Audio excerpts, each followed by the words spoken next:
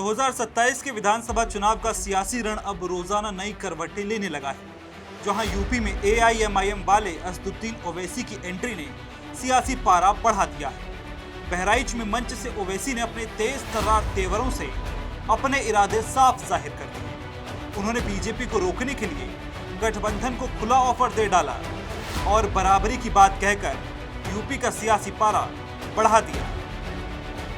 अगर कोई दोबारा बीजेपी को सत्ता में आने को रोकने की ये कोशिश करता है तो मैं यहाँ पर खड़े होकर कह रहा हूँ कि मजलिस इत्तेहादुल मुस्लिमीन उनका साथ देने के लिए तैयार है।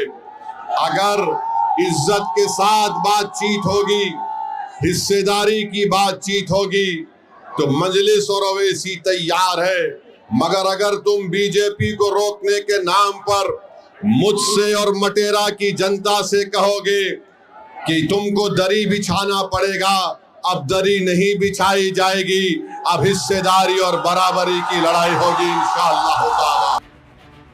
एक तरफ असदुद्दीन ओवैसी यूपी में कई सियासी दलों का खेल बिगाड़ सकते हैं, तो दूसरी तरफ फिरोजाबाद में एक निजी कार्यक्रम में शिरकत करने पहुंचे सपा के राष्ट्रीय महासचिव प्रोफेसर राम गोपाल यादव ने ओवैसी का स्वागत किया है। उनका कहना है कि बीजेपी को हराने वाला जो भी होगा उसका हम स्वागत करेंगे। वाला जो भी होगा उसका स्वागत।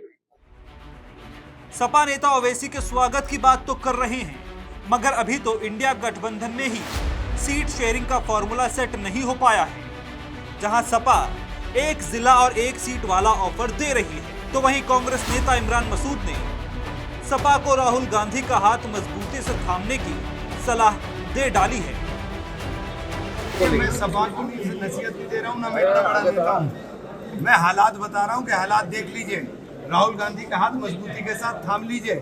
राहुल गांधी का हाथ मजबूती से थामेंगे तो इस दलदल से बच पाएंगे, वरना जो उन्होंने बंगाल के अंदर किया है, जिस तरीके से उन्होंने महाराष्ट्र के अंदर किया है, जिस तरीके से उन्होंने अपने साथ और अपने ऐसे खिलाफ के जो छोटे छोटे दल थे उनको नेस्ता नाबूद कर दिया है। बचने का एक ही रास्ता है, उसका नाम है राहुल गांधी।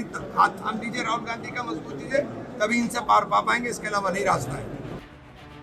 ओवैसी के यूपी में चुनावी आगाज के बाद उनकी टाइमिंग, तेवर, सियासी संदेश और रैली की जगह चर्चा का विषय बने हुए हैं। ओवैसी ने चुनावी आगाज के लिए बहराइच को इसलिए चुना क्योंकि इसे सपा का गढ़ माना जाता है, जहां लगभग 40% से ज्यादा मुस्लिम आबादी है, और यहां से ओवैसी ने अपने प्रदेश अध्यक्ष शौकत अली को उम्मीदवार घोषित करके माईवे और हाईवे वाला दांव चल दिया है। इस सियासी घमासान को बीजेपी दूर से खड़ी देख रही है और कह रही है कि इससे कोई फर्क पड़ने वाला नहीं है।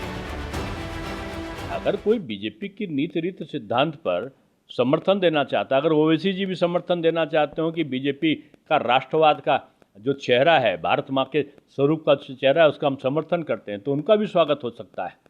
लेकिन वो तो आक्रांताओं के पोषक बन जाते हैं, आतंकवादियों के पोषक बन जाते हैं, इसलिए उनकी ऐसे लोगों की ज़रूरत नहीं है। ना बीजेपी को ज़रूरत है, ना उत्तर प्रदेश को ज़रूरत है। बहरहाल यूपी के विधानसभा चुनाव से पहले मायावती भी जल्द अपने चुनावी आगाज की शुरुआत करने वाली हैं, मगर उससे पहले सवाल यही है कि ओवैसी ने शुरू किया यूपी अभियान किसे नफा और किसे नुकसान।